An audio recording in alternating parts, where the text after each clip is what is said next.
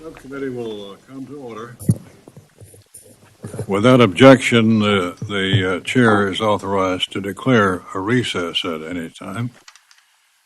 Good afternoon, and welcome to the first fiscal year 2026 budget hearing for the Subcommittee on Commerce, Justice, Science, and Related Agencies.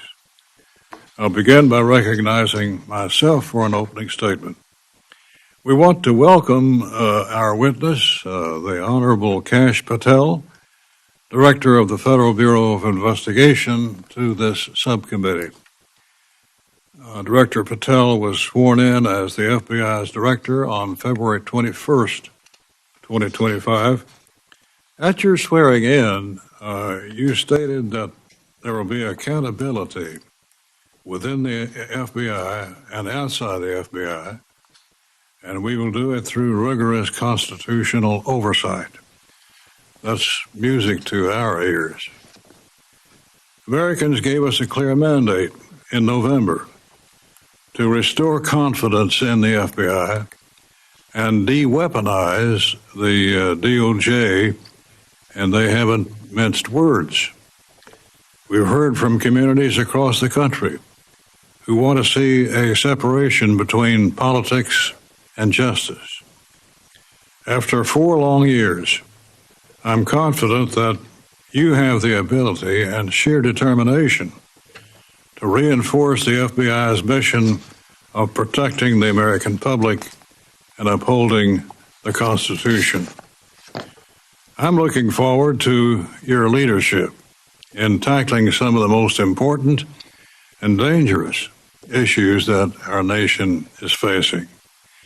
In fact, we are already starting to see progress since you were confirmed for this role earlier in this year. First and foremost, we finally have secure borders, making our communities safe again. Our borders, when unsecured, provide an express lane directly into our country for fentanyl and other illicit drugs that target our children, our schools, our families, and our neighborhoods. From a crackdown on cartel operations and trafficking to enhanced immigration enforcement, the importance of a strong and secure border cannot be understated. I want to thank you and President Trump for putting our nation's borders front and center. However, your work will never cease. Without taking a day off, your FBI must diligently prevent terrorism from striking our shores, nor can the Bureau allow espionage to overtake our institutions and our people.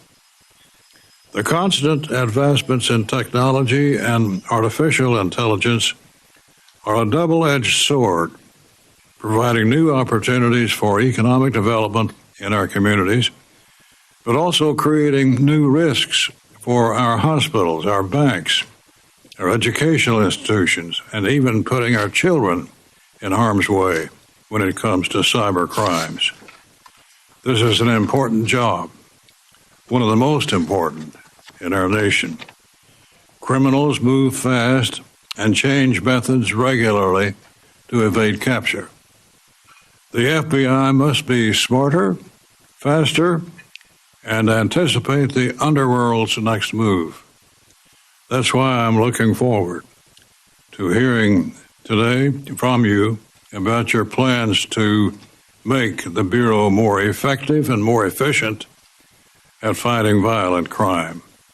This includes potentially moving agents away from Washington and into FBI field offices to better combat rampant crime. However, just last Friday, the President sent to Congress a preliminary budget that reflects a $545 million cut to the FBI.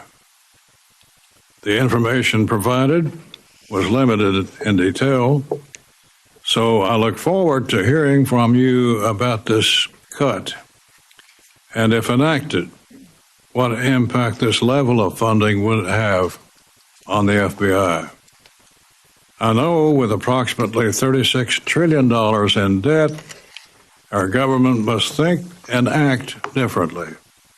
That's why I pledge to work with you directly as you lead the nation's top crime-fighting agency. You have a very important job to do, but I trust that you are up for the task. I think you are. Let me now recognize the ranking member of the subcommittee, Ms. Meng, for any remarks she might wish to make. Thank you, Mr. Chairman. I appreciate this opportunity for our subcommittee to examine the work and the budget of one of the subcommittee's largest agencies, the Federal Bureau of Investigation. Director Patel, thank you for being here today and for your testimony. As you know, the work of the FBI is of utmost importance to the safety and security of our local communities and the nation as a whole. The FBI's dedicated agents, analysts, and other professional staff perform invaluable work at the FBI's headquarters, field offices, resident agencies, overseas offices, and other critical facilities. They protect the American people, not just from violent crime in their local communities, but from cyber attacks and other threats coming from adversaries outside of the United States. That's why I was very disappointed to see that the fiscal year 2026 budget framework released Friday by the Trump administration appears to propose cutting the FBI's operating budget by more than $500 million. The FBI has, in the recent past, come under harsh and I believe highly unfair criticism by far too many politicians and political campaign operatives. Earlier this year, the Trump administration demanded that the FBI provide the Justice Department with the list of all current and former FBI employees who at any time worked on January 6 related investigations. The list was demanded to, quote, determine whether any additional personnel actions are unnecessary, unquote. These FBI employees are career public servants who were simply doing their jobs. The administration has also fired or forced out dozens of experienced career federal prosecutors, as well as numerous senior career FBI leaders, including James Dennehy, the highly respected head of the FBI's New York field office. It also isn't helpful to the FBI or to federal law enforcement more generally that other recent actions of the Trump administration have shown strong disrespect for the law. For example, the administration, including Elon Musk and OMB Director Vought, have made up the existence of an inherent presidential power to impound federal funds, which the Government Accountability Office, the Justice Department's Office of Legal Counsel, and the Supreme Court of the United States have all rejected. According to calculations by the Appropriations Committee minority, the Trump administration is currently freezing at least $430 billion in federal funding that Congress had promised for communities all across America. This includes 365 DOJ grants recently terminated by the Trump administration, covering activities across 34 states and 2 U.S. territories. These grants were specifically for violence prevention and intervention efforts, services for victims of crime, responses to hate crimes, individuals struggling with substance use disorders, and much more. In addition, the administration has initiated a process to restore the gun possession rights of convicted felons and domestic abusers. It has attempted to intimidate law firms through executive orders and has gutted the public integrity section of the Justice Department, which has long worked to protect the American people against corruption. And just this past Sunday, when asked in an interview whether U.S. citizens and non-citizens living in our country deserve due process rights as laid out in the Fifth Amendment of the Constitution, the president answered, quote, "I don't know, I'm not a lawyer," unquote. This is unacceptable. The president and his administration must always lead by example by obeying and enforcing the U.S. Constitution and federal laws. With an annual operating budget of more than $10 billion, it's entirely appropriate that this subcommittee, which provides the FBI with its funding every year, exercises strong oversight over the Bureau, its leadership, and its work. Director Patel, I look forward to your testimony today and to your answers to our questions. Thank you, Mr. Chairman. I yield back. I recognize the chairman of the full committee, Mr. Cole, for any remarks he cares to make.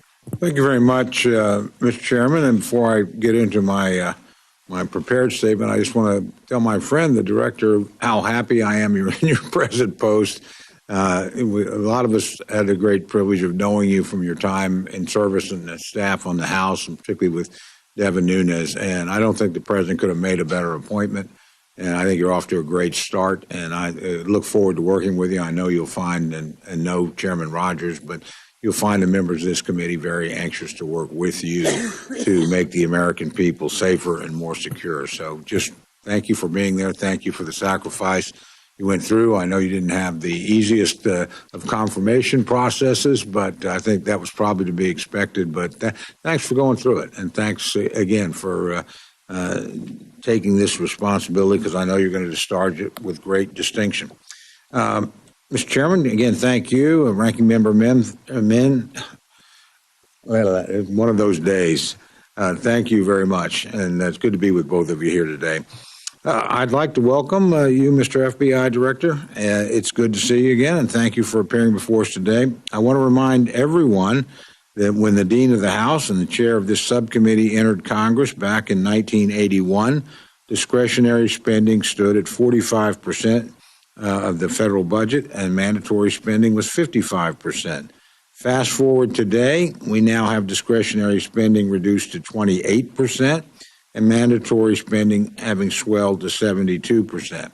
And as a percentage of the GDP, when the Dean got here, we were appropriating 9.8% of the GDP. We appropriate 6.4% of the GDP today.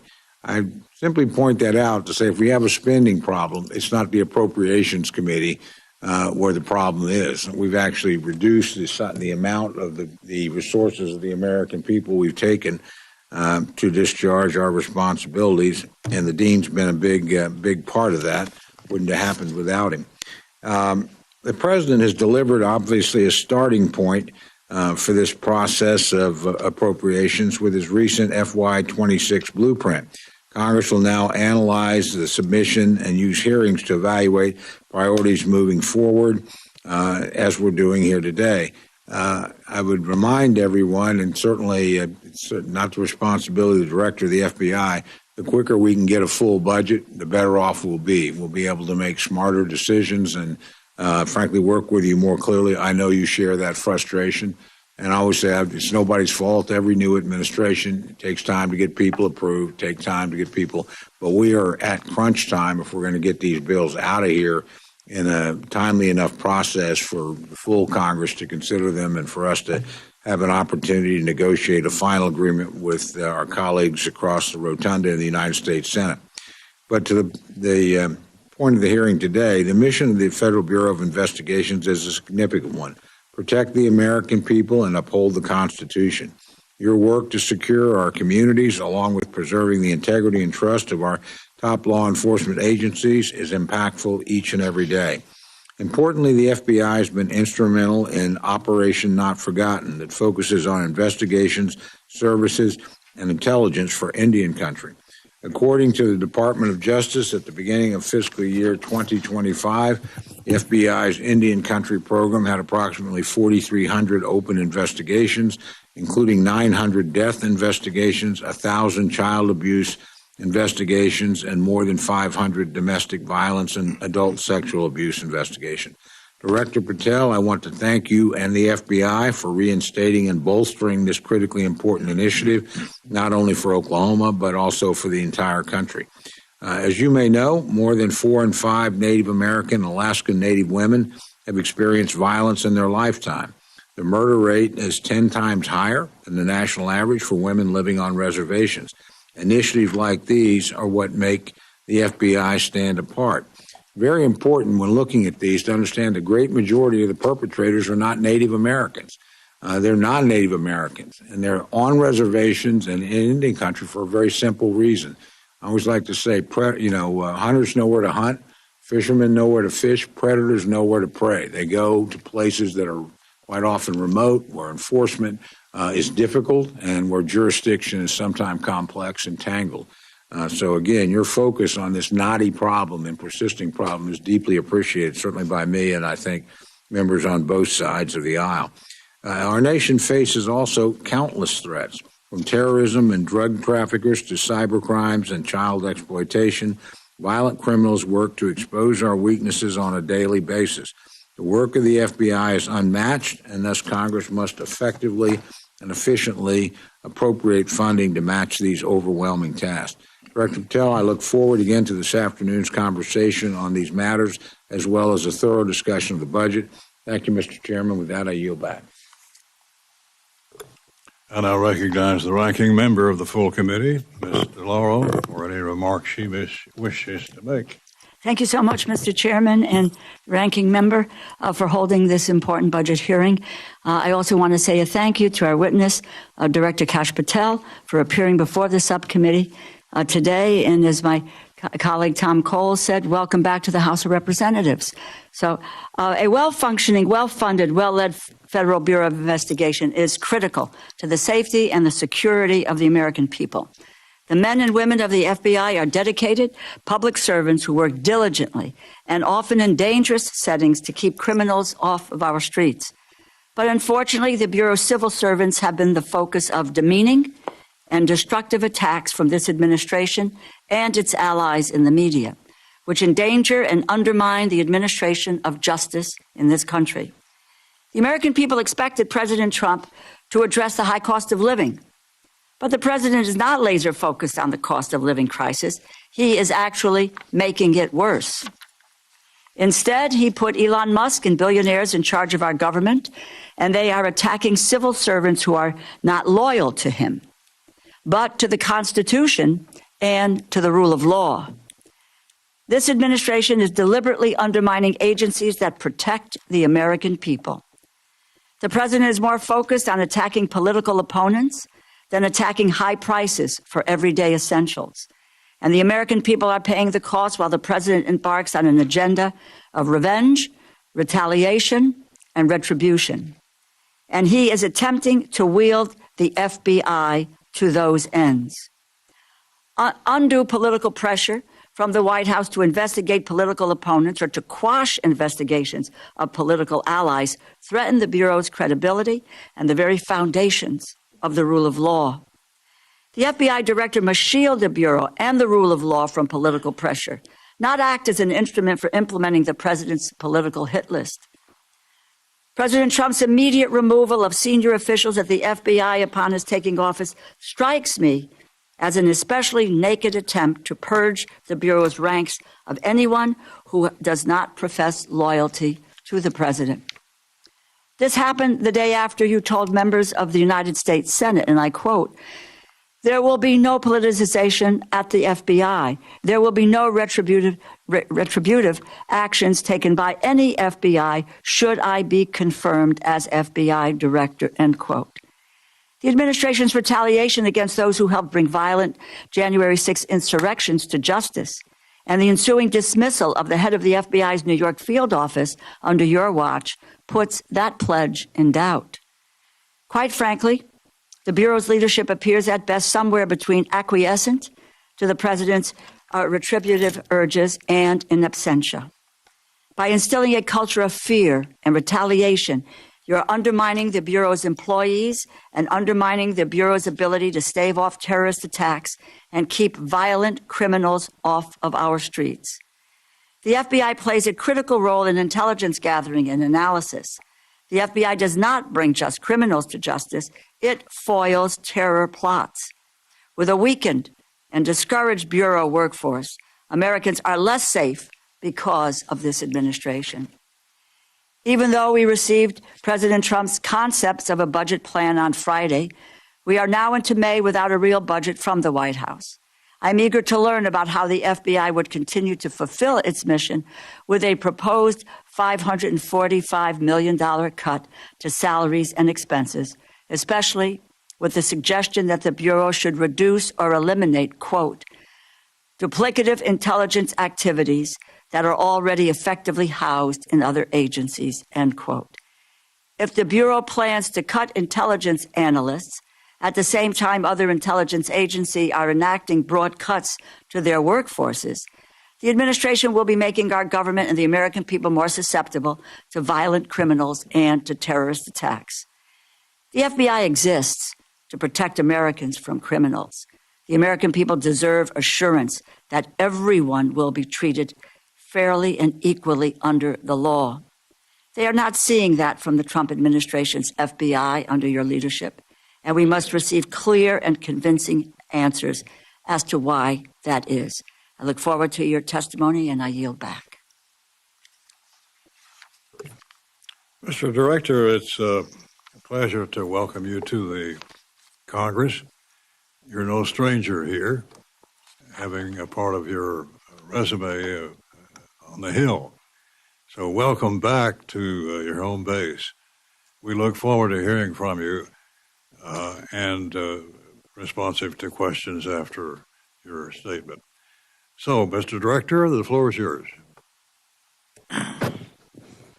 Thank you, Mr. Chairman. Chairman Rogers, Chairman Cole, Ranking Member Mann, Ranking Member DeLore, and members of the committee. It is an extreme honor and a privilege to be sitting here today as the 9th Director of the FBI.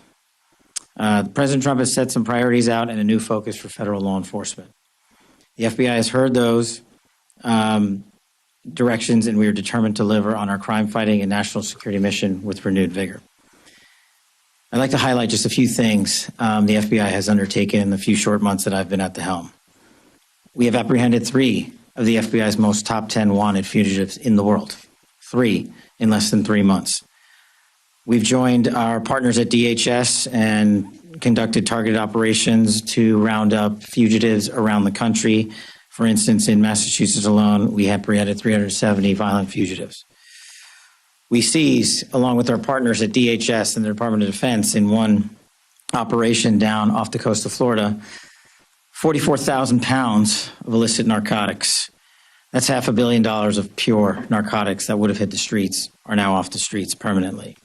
And as part of Operation Allied Corridor, we've targeted approximately 3,000 illegal aliens with ties to criminal organizations who are eligible for deportation or removal.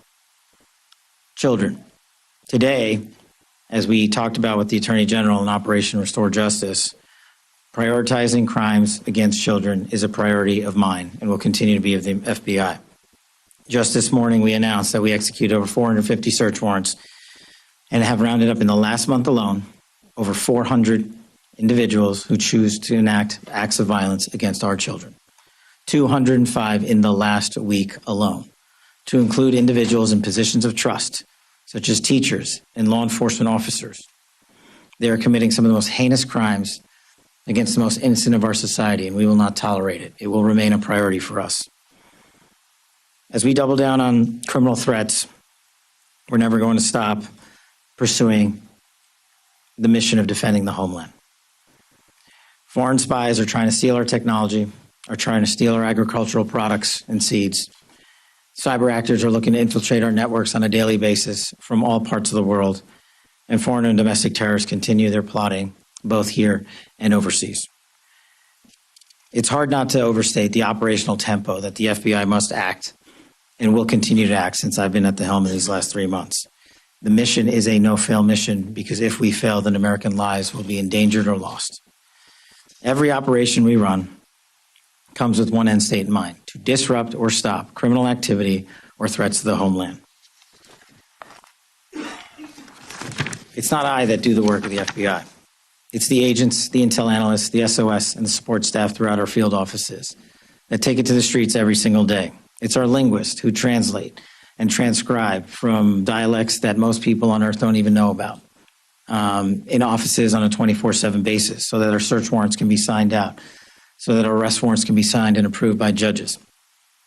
It's the everyday women of the FBI across the country, many of whom I've gotten to meet in my short time, and prior to that, in my time as a terrorism prosecutor, worked hand in glove with them both here in America and overseas.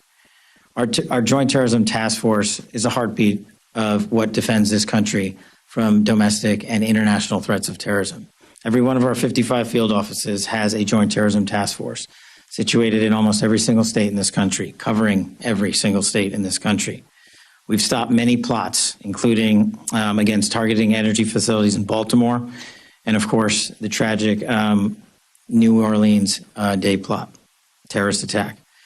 One of our initiatives, of course, is to continue to fight against illicit fentanyl trafficking and narcotics trafficking into the country. Every 7 minutes in this country, as of last year, an individual, an American citizen, is killed from a drug overdose. To that end, we have enacted, along with our partners across the interagency in the Southwest Border Intelligence Center, the Counter Cartel Coordination Center, or as what we call it, the FBI, the C4. We have flexed assets over to that area and are using it as a regional hub to countermand the narcotics coming across the southern border. It's important efforts like these that not just stop the narcotics traffickers and narco-terrorists from entering our country, but from pouring drugs in.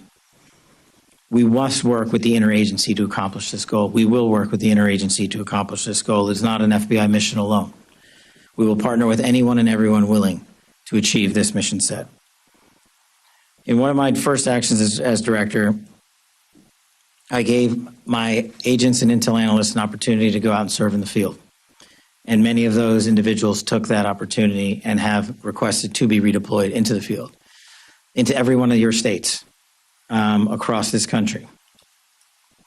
We are moving more than 1,000 positions outside of the Washington, D.C. area. And that's not the Washington field office or Hoover alone. That's what we call the NCR, the National Capital Region. Approximately 11,000-ish FBI employees of the 37,000 that are currently employed work inside the NCR. We need some of those field operatives out in the field. We need some of those intelligence analysts out in the field. We need their expertise in your states, in your counties, in your towns, because the threat to this country in 2025 is everywhere. And we cannot quarterback that mission from Washington, D.C. alone. We will remain here in Washington with the cadre we need to support the field offices, absolutely. But we need to bolden our efforts in the field. We're also, under my leadership, looking to cut waste, fraud, and abuse. We have found duplicative line item contracts already within the FBI, and we don't want to waste taxpayer dollars at the Bureau. We don't want to pay twice for something when we have been only needed to pay once. Modernizing and prioritizing the FBI is a critical component of what we need to do. Our capabilities and our infrastructure at the FBI are outdated. They have been the opposite of streamlined. An agent in our field office in El Paso does not have the same toolkit as an agent in our field offices covering the Dakotas as our agent in New York City. That's unacceptable to me. We will fix that. But building this new infrastructure is going to take not just a public effort, it's going to take a public-private partnership engagement, which we have already executed on. The members of this committee are important, critical partners to the fight against crime in this country and to defending our homeland. And you know better than anyone that our no-fail mission continues and can't continue without your investment and your support. I rely on your expertise. I rely on our conversations that I have with you here and offline to tell me where the problem sets are in this country, because I don't know where they all are. And then we can deploy assets to attack the growing problem sets. Our enemies are getting more and more creative by the day. And we need to keep up not just with the intelligence, but with you, who represent the men and women in the United States across this country. You have the ground level knowledge that we need to help fight this message. Without the funds to get ahead of our adversaries, I agree, we risk making trade-offs that will jeopardize the safety of Americans. So it's my commitment to you to work with you during this appropriations process to address budgetary needs, shortfalls, and also think innovatively to make sure we fund the FBI for a future. Thank you very much. Thank you, Mr. Director. We will proceed under the 5-minute rule. And to begin with, I recognize myself. Let me say this, congratulations on the fentanyl raid in the last few hours, I think one of the largest, if not the largest, seizure of fentanyl drugs. What can you say about that operation? We seized, Mr. Chairman, I believe what you're referring to is a 6 kilogram seizure of fentanyl in Kentucky that constitutes an amount of fentanyl that can kill 500,000 Americans. And that's just one of the seizures that we have conducted throughout this country because the fentanyl crisis in the United States of America has not been countermanded. This time last year alone, 620 kilograms of fentanyl had been seized. In these last 3 months, 840 kilograms of fentanyl have been seized across the country by the FBI alone. Fentanyl and carfentanil, a drug that is 100 times more potent than fentanyl itself, is exploding across the scene because we are letting our enemies and adversaries in mainland China produce chemicals and ship them here freely. And we need to attack that head on. And it's operations like that, Mr. Chairman, that will allow us to save the lives of our kids. Well, we certainly wish you well in that regard. This is your first time testifying before this subcommittee, and you've briefly shared a few priorities in your statement. Let me allow you more time regarding your initial priorities, particularly any strategic goals or areas where additional congressional involvement might be necessary. Thank you, Mr. Chairman. I think, and I hope to work with all members of the committee to achieve the following. I will ask you for money that I need and that the Bureau needs, and I won't ask you for a dime more. In order to achieve the mission of the FBI, if we continue on the current trajectory outlined, we will have to not only eliminate 1,100 vacancies currently at the FBI, I will have to fire 1,300 more. In order to fight crime at a level that is consistent with 2025, the budgetary number I've asked for in my paperwork is, I think, reasonable. And also, just to put it in perspective, it's multiples of billions of dollars less than what the TSA has to operate annually. I believe we can continue on the plan to safeguard our communities and redeploy assets to the FBI. For example, in Kentucky alone, if we're allowed to continue on this trajectory, we will plus up with approximately 30 agents and intel analysts with this redeployment effort that is already underway. That will allow more agents to be in the field and conduct more seizures of fentanyl, prevent more acts of violent crime, and stop more murders and stop more gangbangers. I firmly believe putting folks in the field is one of the biggest ways we can secure the safety of our communities. Places like Louisville have dedicated over 2,000 hours alone to assisting DHS, conducting over 100 arrests. And so it's operations like that that I can go on that we can do if we have the manpower to do it. And I believe we'll get there. In your plan to move positions from Washington, D.C. to field offices, totally in the country, how many changes will you see? Locations? Every single state gets a plus up, Mr. Chairman. We have 55 field offices, a little over 300 resident agencies covering down in some large swaths of geography, like the Dakotas and Montana and Idaho region, which don't themselves have what we call a special agent in charge. But covering down on this plus up allows us not to just send agents and intel analysts to our field offices, but our resident agencies as well, which cover down on this geography to include tribal lands. I just met with the leaders of every tribal community in the country here in Washington, D.C. 2 days ago, and I told them the crimes that are happening to individuals like Emily Pike, a 14-year-old who was dismembered on a reservation in Arizona, and her mother asked me to find her arms because they only found a piece of her body. A crime like that occurs everywhere in this country, tragically, and they will not receive any less attention from this FBI because it occurred on tribal lands. But allowing a plus up will also allow us to engage the tribal communities and the leaders that I asked for their help in letting us on and work with them because they face the same violent crime everyday Americans do. How will you judge the impact that this effort will make? I think we've already seen it, Mr. Chairman, in just the sheer amount of fentanyl alone, when you look at this time last year versus this time this year. When you look at the number of arrests of violent criminals this time last year versus this year. And that's just with a short-term surge to the field that we've done in these last couple of months. The long-term push to the field will take much longer. Well, thank you for willing to serve. And we wish you well and will be supportive of your efforts. We want to see the FBI back to its former glory. And we think you're the man that can make that happen. So our best wishes to you. Thank you, sir. Ms. Ming? Director Patel, since 2022, the executive branch has been legally required to operate and maintain a publicly available system to which apportionments are posted. As you know, apportionments are legally required by the Anti-Deficiency Act. They are formal federal budgetary accounting documents that are legally binding on federal agency, and OMB uses them to tell agencies how and when they can spend legally appropriated funds.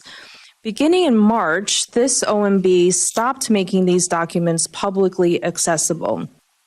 You stated in your confirmation hearing before the Senate Judiciary Committee that you want to work to get public trust in the FBI back. It would seem to me that transparency and public reporting about where and how the Bureau is spending money would help in earning back public trust. As the leader of our nation's principal federal law enforcement agency, will you commit to making the FBI's account-specific apportionments publicly available? Absolutely, so long as I have the appropriate request.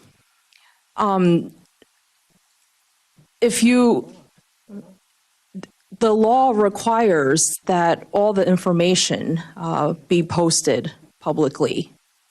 Are you committing to do that? If that's what the law requires, yes. I'm not the appropriations expert, but if that's what the law requires, that's what we'll do. Do you have a timeline of when that would be possible, and why, since March, has it been taken down? No, ma'am, but I will get you one. Okay, so thank you for committing to publicly post what is required by law, the apportionment for the FBI. I wanted to ask about one of the U.S. Attorney nominee Ed Martin. As you know, the FBI conducts background checks on nominees for senior positions in the federal government. Ed Martin has been nominated by the president to serve as U.S. Attorney for the District of Columbia, one of the top prosecutor positions in the country, and he currently holds that position in an interim role. If it has come to light that Mr. Martin has praised a Nazi sympathizer named Timothy Hale Cusinelli, who was also pardoned by President Trump after being convicted as a January 6th rioter. Mr. Martin called Hale Cusinelli, quote, an extraordinary man, an extraordinary leader. He's also falsely claimed that he did not previously know that he was a Nazi sympathizer. Do you think that this is the kind of thing that the FBI should be careful to investigate as part of its background checks on nominees such as Mr. Martin? Thank you, ma'am. I'm not familiar with Mr. Martin's specific BI investigation, but I can tell you how the BIs are done for everybody at the FBI.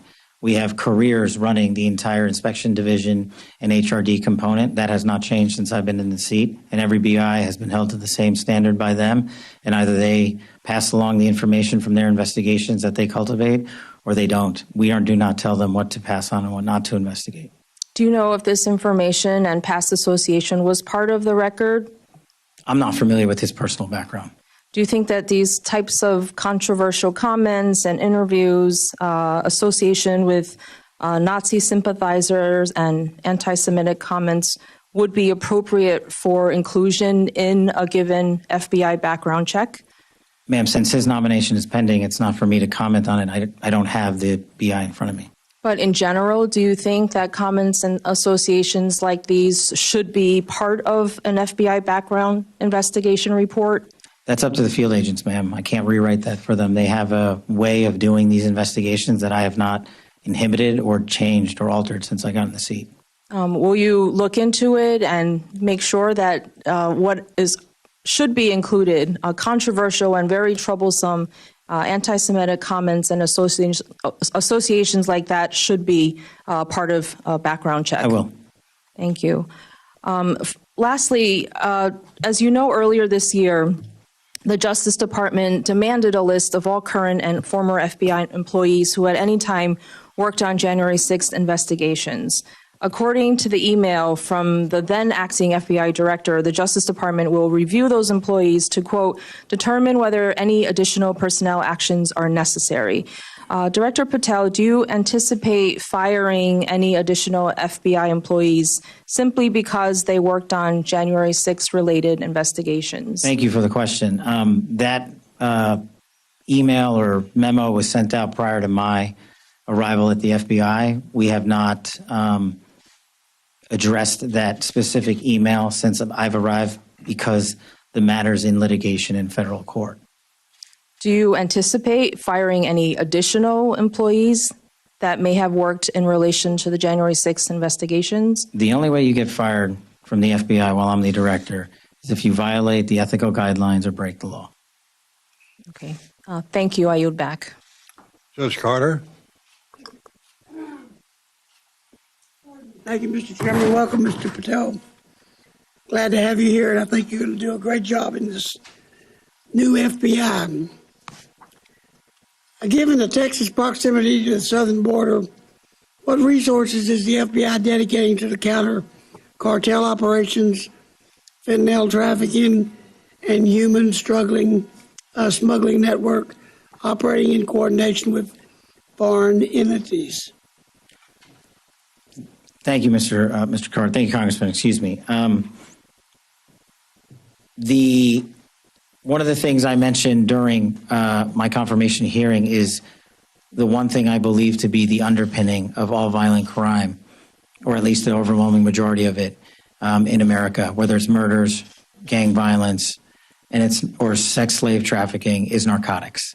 And narcotics, unfortunately, are pouring in not just on a border state, but every single state has become a border state. So to countermand that, we stood up the SBIC just next door in Arizona, the Southwest Border Intelligence Center. And the FBI's mandate there at the Counter Coordination Fusion Center is we have already sent dozens of agents and analysts out there to countermand the entire narcotics flow and interdiction process at the border. Specifically, when it comes to the state of Texas, sir, we will, if the appropriations process allows, augment the number of agents and analysts in the field and SOS support staff by over 85.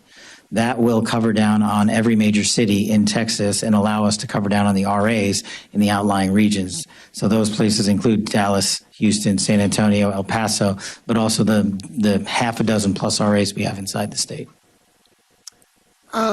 Just in a hearing that I was in this morning with the United States Army, an issue came up about the cartel taking down one of our drones with one of their drones. I'm very familiar with the general policy on the border that if they're shooting at you, you can't shoot back unless it becomes obvious that you're going to come into serious harm. The military can't shoot back, nor can, for that matter, the Border Patrol. What do you think about these drones? I mean, they're unmanned. They're coming across and shooting down drones we're using for observation and other things.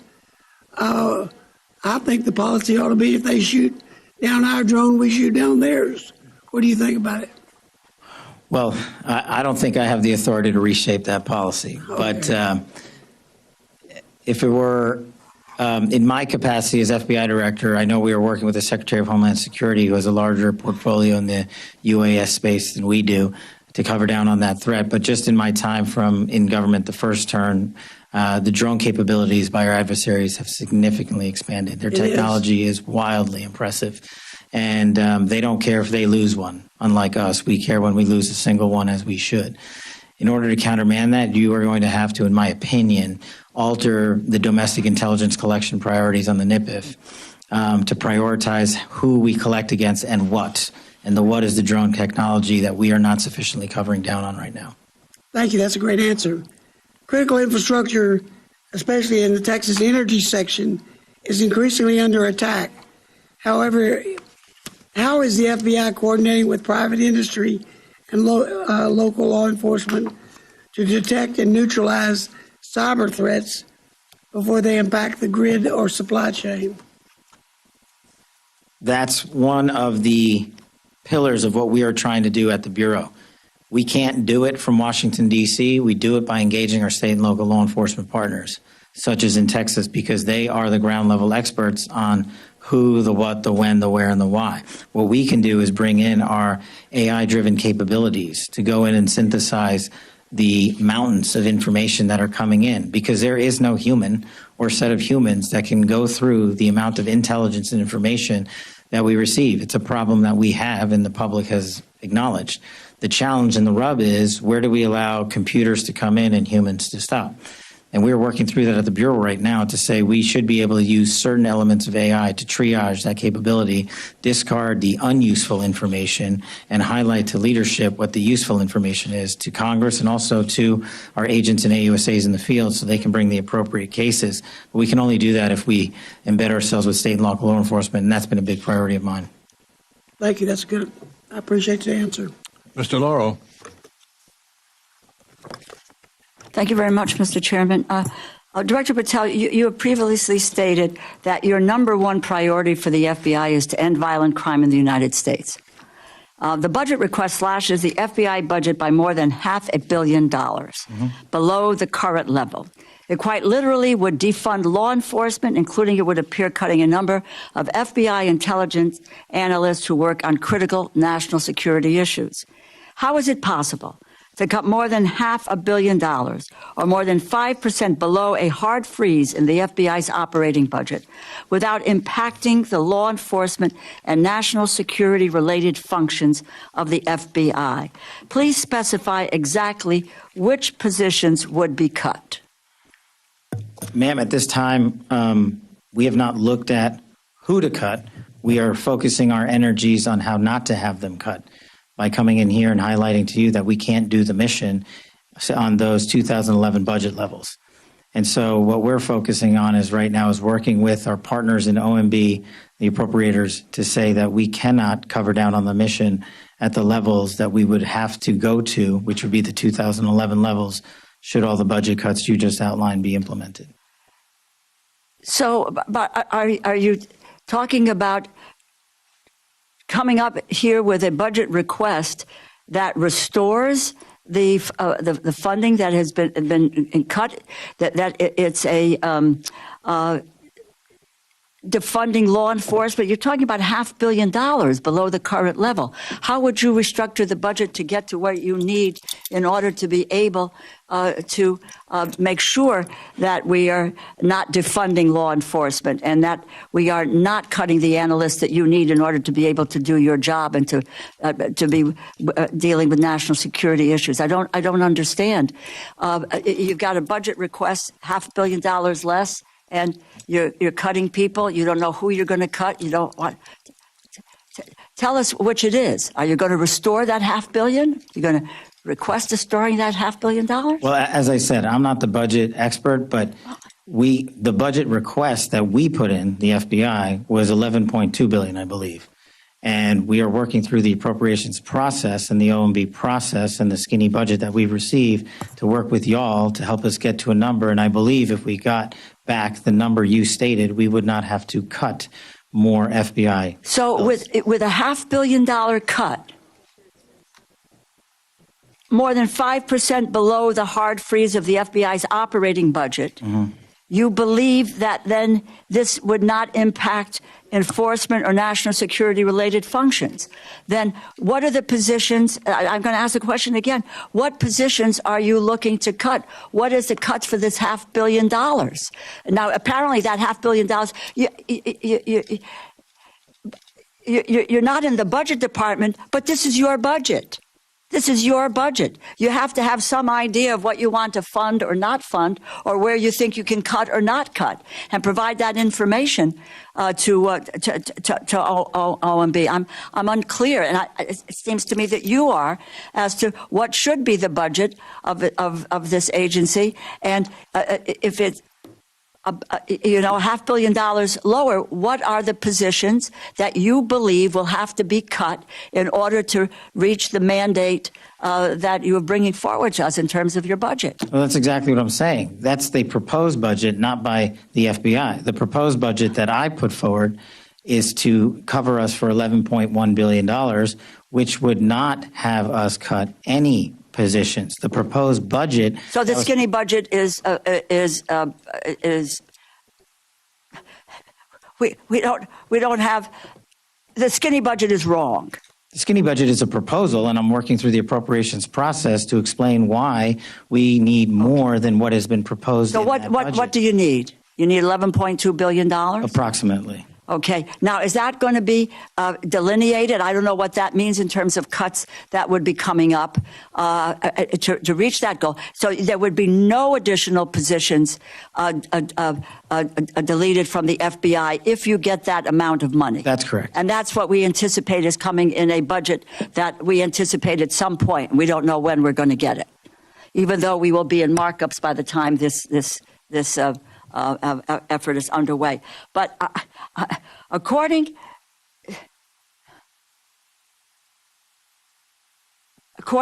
to what we have received from the FBI, there are 904 positions that are currently slated for transfer from Washington, D.C. to field offices that are currently vacant. Is that correct? Yes, ma'am. Okay. This is... What is there any explanation of why these positions are moving to field offices? One of the things we can't seem to get answers to, and this is not you, is programs are being deleted, programs that are being frozen, dollars are being frozen, programs that are being cut. We don't have any sense on this committee, which is the Appropriations Committee, and making a determination of what we should or shouldn't do, is any evaluation from any agency so far, and I ask this of you, what is the criteria? What are the programs that are going to be potentially left behind? What is the evaluation process here that says why these programs are no longer functional or not working? What is the story? Can we get from you when we're going to get some sort of an idea of what is a budget that you can deal with? Is what will be, what may be cut, what may not be cut, and why? What's the criteria by which that these programs would be, the evaluation is to transfer them out? Why are these people going to field offices? Can we get that from you? Yeah, I can give it to you right now, ma'am. The short answer as to why these folks are going to the field is because we are moving agents, intel analysts, and SOSs across the country into every state to get a hand-level grasp on violent crime in every single community. We're moving those folks out there. Okay, but I just will wrap up, and thank you, Mr. Chairman. You need to provide for us, specify exactly which so-called, quote, overhead positions are being cut. And since other federal agencies are also proposing position cuts, how won't this cut inevitably reduce the FBI's intelligence analytic capabilities? We need to have that information before we can determine what the budget is. Yes, ma'am. Thank you. Yield back. Mr. Klein. Thank you, Mr. Chairman. Thank you, Director Patel, for being here. Director Patel, when President Trump nominated you to serve, he aptly called you an advocate for truth, accountability, and the Constitution, who will bring back fidelity, bravery, and integrity to the FBI. You yourself have identified two important pillars in order to rebuild public confidence that include, first, streamlining operations at headquarters while bolstering the presence of field agents across the nation. I believe you just spoke to that. And two, second, ensuring that the FBI operates within the openness necessary to rebuild trust. It's a tall order, given the record of some in recent years, but I'm optimistic you'll be able to achieve it. I'd like to dig in on these pillars to get your perspective as we take your budget request into consideration and craft a final product. The president's skinny budget request rightly expresses its commitment to upholding undoing the weaponization of the FBI that pervades the previous administration, which includes targeting peaceful pro-life protesters, concerned parents at school board meetings, and committed Catholics exercising their constitutionally protected rights to express their faith. You described to us the state of the Bureau from when you were confirmed. Today, you highlighted with our Attorney General more than 200 federal arrests for crimes targeting children. You also spoke to the reorganization necessary to meet the mission of the FBI. The president, in his skinny budget, also described reductions in, quote, pet projects from past administrations and duplicative agencies. In addition to speaking to moving employees out of D.C., can you expound upon this and how you plan to reorient the Bureau under this request? Absolutely. So part of the process is not just putting people out sporadically, throwing darts on the map. What we've done is we've taken a process with the careers at the FBI and said, where are some of the most violent crime places in America? And we've apportioned the plus-ups across every single state in this country based on percentages of where violent crime has been in an uptick, on homicides, on gang violence, on drug overdoses across the country. And so, for instance, in the state of Virginia, we're going to give a plus-up approximately 20 folks from the FBI should we have our full budgetary requirements. And then the next step is, what do you do with them in the field? And what we do with them is what we've already done, Congressman Klein, in the Commonwealth of Virginia, is we stood up the first in the country interdiction task force where we brought in interagency partners from around the state of Virginia and the sheriff's offices and the FBI and our DHS partners and embedded them in an FBI building 50 miles that way and said, go to work, because this is a hotbed of criminal activity. And in 1 month, the Virginia Homeland Security Task Force, as it was dubbed, arrested over 500 violent felons. 500 violent felons. And that wasn't by doing any new process or creating a new way to get after crime. It was done by letting good cops be good cops. And we want to take that plus up and that model to every state in the country, not because I said it works, but because it actually worked. And we've been asked by other governors and other senators and other representatives to bring that to their states, and that's exactly what we want to do, and we're planning to do that here. And commend you for the accomplishments in the Commonwealth. Prior to the swearing in of the current administration, a report was released detailing how federal law enforcement used its virtually unchecked access to private financial data to deputize the financial sector as a de facto investigative arm. In particular, under your predecessor, the FBI manipulated the suspicious activity report filing process by encouraging financial institutions to file SARs based on names and other criteria shared by the FBI. This process appears to bypass the requirements of the Bank Secrecy Act and allowed the FBI and possibly thousands of other law enforcement officials to obtain warrantless access to Americans' sensitive financial data through a process known as FinCEN query. Additionally, it appears that though 27,000 federal officials are able to download BSA data onto their own internal agency systems outside the purview of FinCEN regulators through the agency integrated access program. You've been working well with the Judiciary Committee, where I also sit, to provide some transparency into the past actions of the Bureau before your tenure. Could you describe some of the work you've done on this to still achieve the major successes you've had on arresting violent criminals while preserving civil liberties of Americans? It's a balance that the FBI must strike every single day.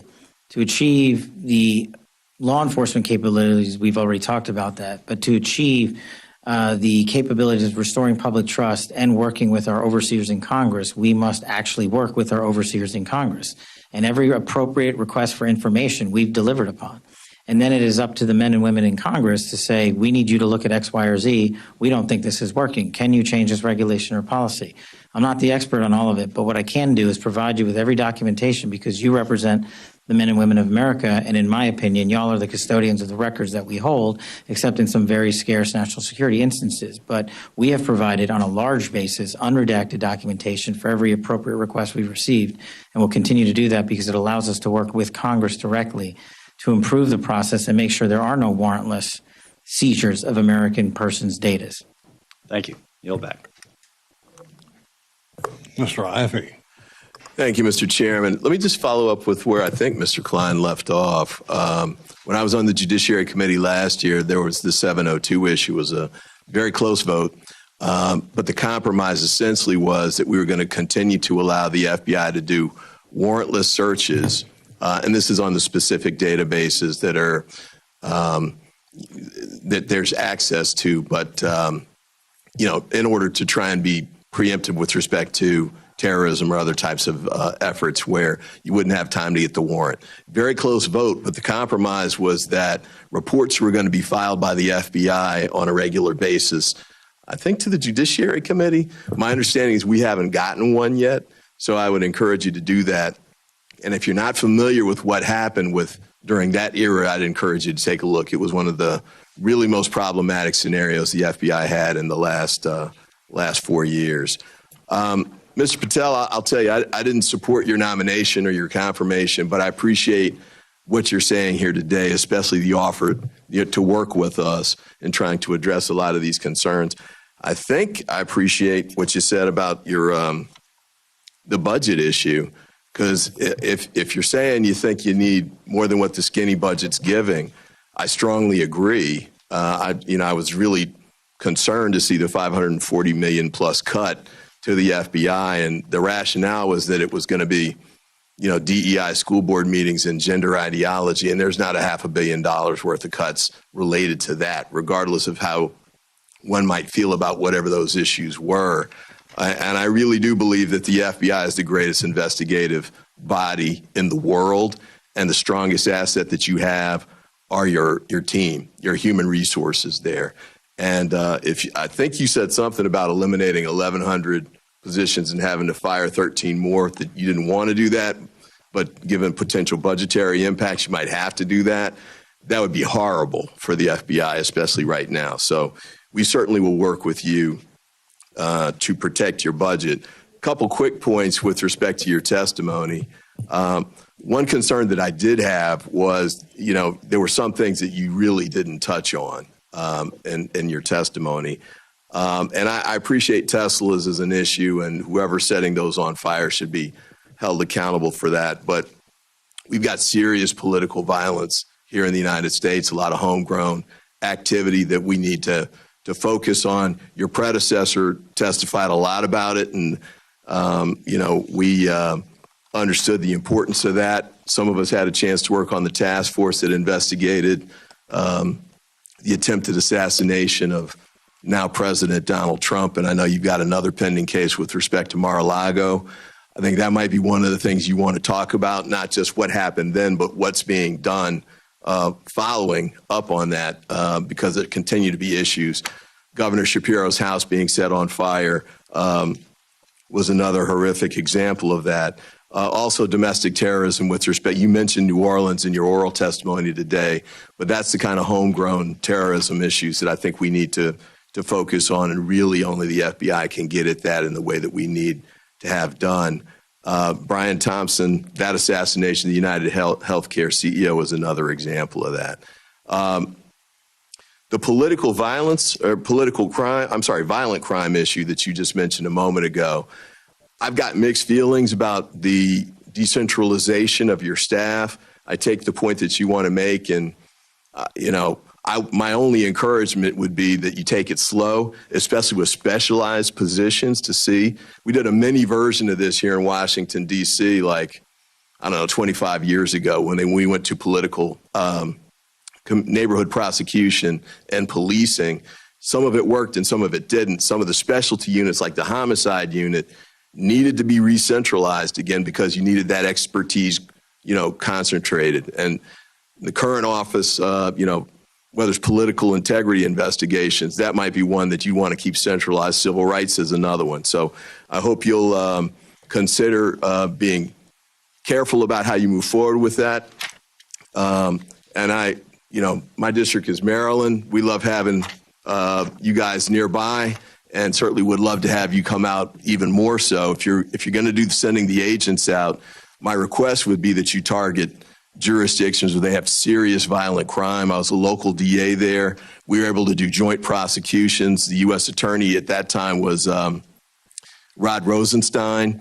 We did some joint work, RICO cases. We didn't have RICO capability. We took the cases to him. This is MS-13. And so, when you do joint efforts like that, it can really help local prosecutors and local law enforcement because the FBI has resources that they can bring to bear that we just don't at the local level. And the impact can be really significant. So I thank you for what you've done so far and your offer to work with us, and I look forward to working with you in the future. Thank you, sir. Mr. Gonzalez? Oh, thank you, Chairman. Thank you, Director, for being here. Thank you for your willingness to serve our great country, and I look forward to working together. It's not only how big the check is, it's where the check is going. And I love hearing some of your ideas of how we reform, how do we make things better. I represent a district that's nearly half of the southern border, been ground zero for a lot of the chaos that is happening. You already know this, but you have some of the best field offices in this area, right? The FBI office in El Paso doing amazing work. The FBI office in San Antonio doing amazing work. FBI office in Houston doing amazing work. Did I hear you correctly that there's a possibility as you right size, as you kind of once again put agents back out into the field, did I hear you right, nearly 100 agents maybe coming to Texas? About 90. Okay, perfect. We'll round up. We're here in the House. We'll round up. I love it. I think that's exactly the right answer, right? Let's get the bureaucrats out of D.C. and let's get the agents back in the field doing the work. The part I'd say too is your task forces are working, and once again, I look forward to working together, chatting about this more. Task forces work, right? And I want to start with the CT task force, counterterrorism task force. I think that's very important. The terrorist threat is as real as ever, and getting ahead of that, I think, is a big part of that. Once again, the FBI is the leader in this. They're the ones that you're the agency that has all the expertise and the ability to do that, but you need the force multipliers. Mm-hmm. You need the local and the state agencies to come alongside, all hands on deck to tackle this. The other thing I want to highlight for you, and then I'd like to get your response, is these anti-gang task forces, another task force that I think have just done amazing work, specifically going after some of these criminal illegal aliens, right? These TDAs, these MS-13s, these gangs that are in our country to the tune of yesterday, the Secretary of Homeland Security, Kristi Noem, she told me there's over 600,000 known convicted criminal aliens in our country. Can you talk a little bit about the importance of the anti-gang task force? Thank you, Congressman. And you're right. The best cases I ever made as a terrorism prosecutor was on the task force because we had embedded state and local authorities with federal authorities, state and federal prosecutors working every day together, bringing cases where you could bring cases because sometimes you couldn't bring them in state court and sometimes you can't bring them in federal court. And so the gang task force is, right up there with the JTTF model. It serves the same purpose by allowing, my best example is the Virginia Homeland Security Task Force. We simply allowed access, placement, and location. And then we got out of the way, we being leadership. We are not running the cases in the field. Agents are. Intel analysts are synthesizing the intelligence, not me. Putting them in simply the same room and giving them some resources. We don't need to recreate or be super innovative. And that's the beauty of the gang task force. The folks in there are experienced career operators at every level that they operate in. They know what they're doing. What they're not currently allowed to do is get together enough. And that's simply what we're trying to do with part of this plus up. And again, and you're right, Congressman Ivey, we're not doing it overnight. It's a process that's going to take about a year if we get it right across the board, because it takes time to transfer expertise. But at the same time, we're not going to gap expertise in headquarters. And just to be clear, we're not taking out the headquarters footprint. We're leaving a large footprint here still. We are just adjusting to the violent crime, and gangs are one of them. I'm spot on. I did a roundtable in San Antonio. We had FBI, we had HSI, we had ATF, we had local law enforcement, we had state law enforcement. I think that's more. We need more of that. We need to turn the volume up on that, and once again move some of the bureaucrats. The other thing, I represent a district that's it's larger than 30 states, right? And there's a part of my district. One of my counties produces more natural gas than anywhere else in the country. And I want to highlight something for you that has worked. And this is the Permian Basin oil theft task force. And oil theft in West Texas is a real deal, right? Especially with the border crisis that we had to deal with over the last 4 years. And I would ask that you please continue to take a look at that. That is a program, once again, without the FBI being at the core of providing the intelligence and the expertise, it's really difficult for some of these sheriffs and some of these local municipalities to tackle these organized crimes. So as you're working through the budget process, as you're working through what has to stick and what has to go, that Permian Basin oil theft task force is very important. I'd love to get your thoughts on it the time I have left. Well, I'm slightly biased, Congressman, because I do some of my hunting out in the Permian Basin and on the Glass Mountains. So I'm familiar with that just by a matter of being there on the ground a lot. But it's an example of not just your district, but if you go out into Idaho and you go into Texas or Arkansas or California even, or where have you, the localized problems that the national level can't understand or comprehend cannot be comprehended or understood by putting more people in Washington, D.C. That's what I'm trying to accomplish. These folks have the expertise and the knowledge, and if we put them in the field with your experts, then they can relay back to us, hey, did you know about this big oil problem down in West Texas? Sadly, most Americans know, but honestly, most Americans shouldn't. It's not their responsibility, it's mine. And so that's what we're working towards. I'm looking to codify that. Love to continue to working with that on that and other things. Thank you again for your testimony today. Chairman, I yield back. Thank you, sir. Mr. Morelli? Thank you, Mr. Chairman, for the meeting, and thank you, Director Patel, for being here. I want to just preface this. I feel important to say that I think while the history of the FBI has not been a perfect one, the goal of the agency has always been focused, as it should be, on keeping Americans safe, the safety of American citizens. And I think I am concerned about, and I think millions of Americans as well are concerned about any suggestions that there will be a political agenda or adherence to the president's agenda as opposed to the safety of American citizens. And I appreciate everything you've said this afternoon, and I'm grateful for it.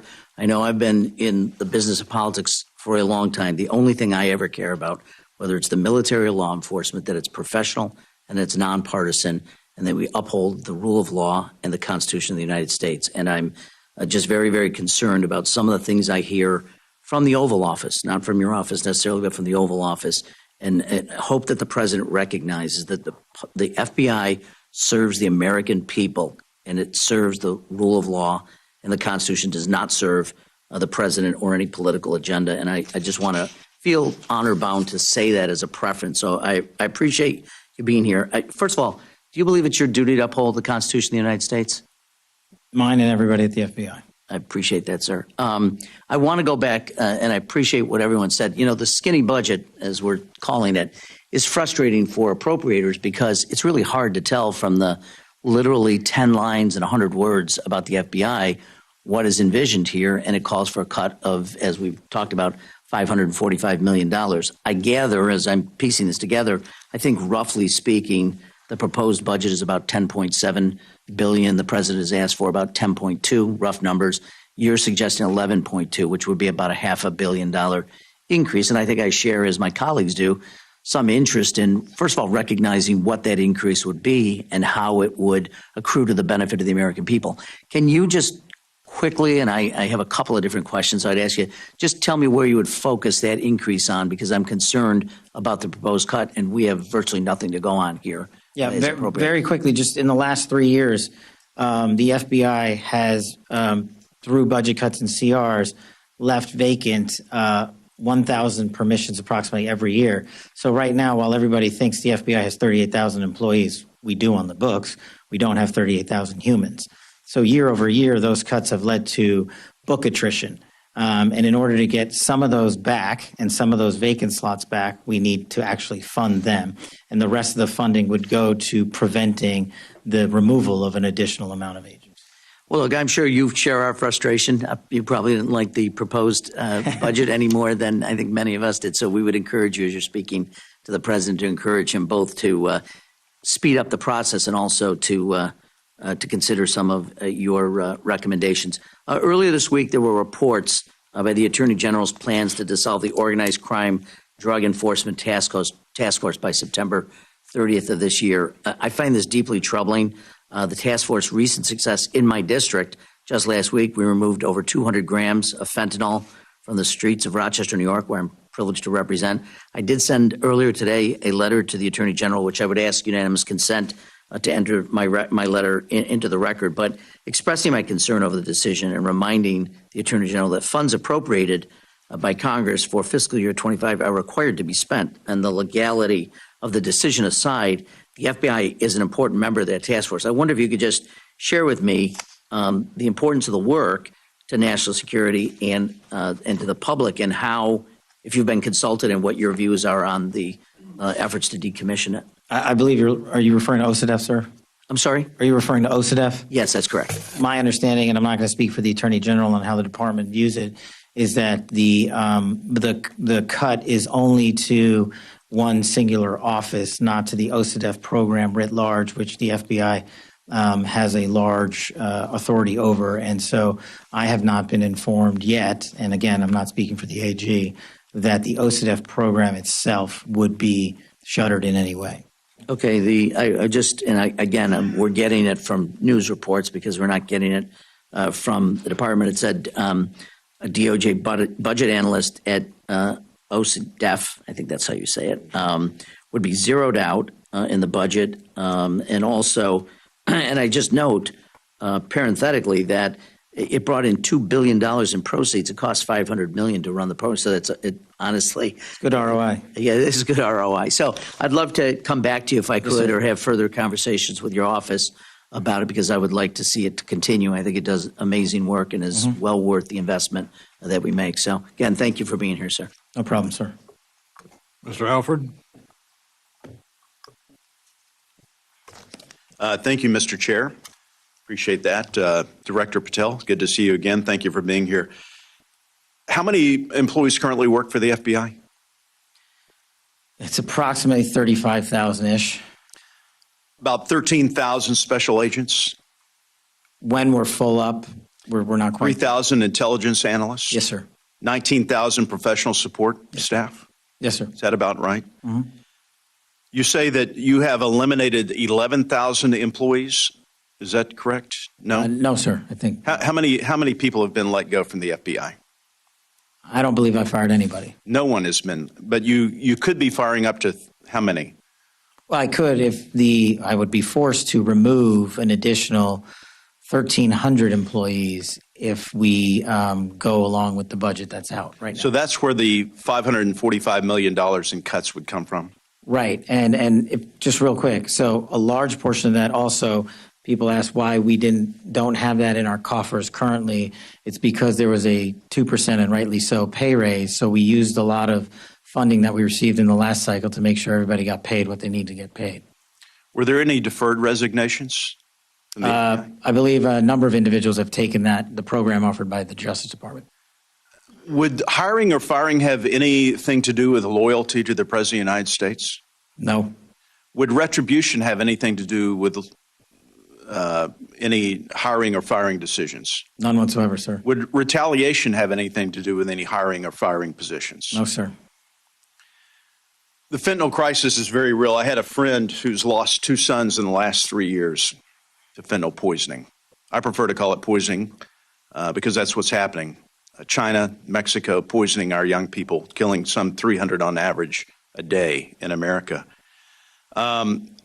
We've discussed this before a couple of weeks ago. With the southern border almost 94% secure now, the attention is turning towards the northern border. Would you care to expound on that, please? I could talk about this for a long time, but I'll keep it short. Basically, if you look at last year versus this year, our enemies and adversaries, as I said in the beginning, are adapting and have gotten smarter. So a lot of the CCP processors of fentanyl precursors are no longer going to the narco traffickers down south. They're going down there into terrorist organizations and shipping it up north. They're making it in Canada, and then they're dumping it down here. Why? Because of the tyranny of distance. We've got a lockdown on most of the southern border. And just to highlight for you the known or suspected terrorist statistics in entering this country illegally, last year was about 350. The overwhelming majority of them came in from the northern border. This year, we're on par right now with about known or suspected terrorists entering the country from the northern and southern border, and it's about 45 each. So it's not just drugs that are coming in, but it's those looking to do harm on our way of life. How do we counter that? We need a literal full government approach, across the board, state level wide approach, but we also need to take our adversaries more seriously overseas and not fall to the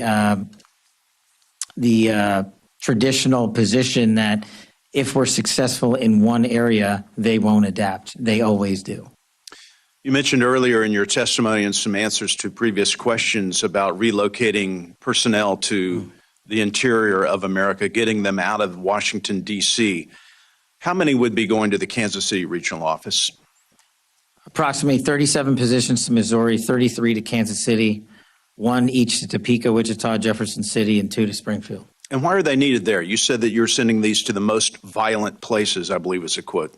So I didn't decide that. I asked the people at the Bureau who've been doing this job for 20 plus years, tell me where we need to send agents, intel analysts, and SOSs. And these are the places they told me to send them and why. Because of the proportion of violent crime per capita in those regions needs to be covered down on. And that's not to say, and I don't want to say Kansas City has an explosion in and of itself, it's violent crime, but Kansas City covers down on a large area in Missouri and its surrounding states that have an explosion in violent crime, and that's why we're sending them there. Do we have the facilities to accommodate these personnel moving out into the regions? You do. It's been a lot of conversation about a new FBI headquarters. With the 30 seconds left, I know that you have an idea of moving the headquarters to the Reagan building. Is that correct? We're currently in the process of reviewing options to keep the FBI within Washington, D.C., but we will most certainly be leaving the Hoover building because it is simply unsafe for the FBI personnel. Director, thank you for your service. I yield back. Ms. Dean? Thank you, Chairman Rogers, Ranking Member Meng, Chairman Cole, Ranking Member DeLauro. And thank you, Mr. Patel, for your testimony and for being here today. I've been looking at the President's 120-word FBI budget request, the so-called skinny, I'll call it Ozempic request, that states that, quote, the undoing of the weaponization of the FBI is one of the administration's top priorities. The weaponization of the FBI that is something that deeply concerns me. It should concern all of us. And yet, since taking office, President Trump has been on a revenge tour. He has targeted individuals, universities, law firms, with executive orders to cut them out or to make them come under his will. He has used ICE to disappear U.S. citizens without due process, and he's fully ignored a unanimous Supreme Court order, and then over the weekend wasn't sure if he was obligated to uphold the Constitution of the United States. In your book, your recent book, Government Gangsters, you include an appendix with a list of names that people have referred to as an enemies list. Now, I know you will claim it's just an appendix, not an enemies list. So let's focus on how the president sees it, on what the president calls it. And you proudly display his quote on the front cover of your book. The president calls this a brilliant roadmap, a blueprint. And I have not even raised your storied children's book, The Plot Against the King. It concerns me how many people from this blueprint have been targeted with executive orders and FBI investigations. The FBI cannot be weaponized, and under your leadership, it has been nothing but a weapon alongside the president to go after the president's perceived opponents, to stifle dissent and free speech. A few weeks ago, as we saw through a social media post that you quickly deleted, the FBI arrested a judge in Wisconsin for correctly asking ICE officials if they had a judicial warrant instead of an administrative warrant, which they did not have. Despite this judge following the law, on the morning of April the 25th, the FBI arrested the judge in an escalation of the weaponization of the FBI under your leadership. Let me be clear. A functioning democracy does not lock up judges. I am gravely concerned about the utter lack of independence of the FBI and its weaponization under your leadership. I am concerned that the president is using this book, your book, as a blueprint, as he has said. It's a blueprint for revenge. And I am concerned that your eagerness, a childlike giddiness to carry out the president's revenge tour, you've shown yourself to be unserious, in your statements before you were sworn in and some after. You've shown yourself unfit to lead this important agency. I was an impeachment manager for President Trump's second impeachment. It was a sad, solemn duty. And so I wanted to ask you about that. Mr. Patel, as you and the president continue to weaponize and investigate his perceived enemies, as you follow this blueprint, when can I, a former impeachment manager, expect the FBI at my door? Ma'am, you want to know who was targeted by a weaponized FBI? Me. You want to know how and why? Well, you want to know what I'm doing to fix it? About that. Let me move on. Well, you should Change read the topics. book because there's no enemies list on that book. So there are people that violated their constitutional obligations and their duties to the American people, That's good. You and they gave were them due rightly process. called out. I'm And you changing should topics. give that book to every one of your constituents so they can read about it. I won't be doing that. That's their loss. During your Senate confirmation hearings, you repeatedly denied having any involvement as a private citizen in the firing of FBI officials who engaged in the prosecution against January 6 insurrectionists, the violent rioters who beat and killed Capitol police officers, and whom you referred to as political prisoners. Since then, multiple whistleblowers have come forward, and we know that you likely committed perjury. At the same hearing, you claimed you were not familiar with Stu Peters, an anti-Semitic Holocaust denier, despite the fact that you appeared on Mr. Peters' podcast 8 separate times. 8 times. And you claimed not to recall. Mr. Patel, my second question is, should we worry more about your memory or your veracity? We should worry more about your lack of candor. You're accusing me of committing perjury. Tell the American people how I broke the law and committed a felony. Have the audacity to actually put the facts forward instead of lying for political banter so you can have a 20-second donation hit. The answer is both. I believe that the The men answer and is women of you're failing, not me. I reclaim my time. Go ahead.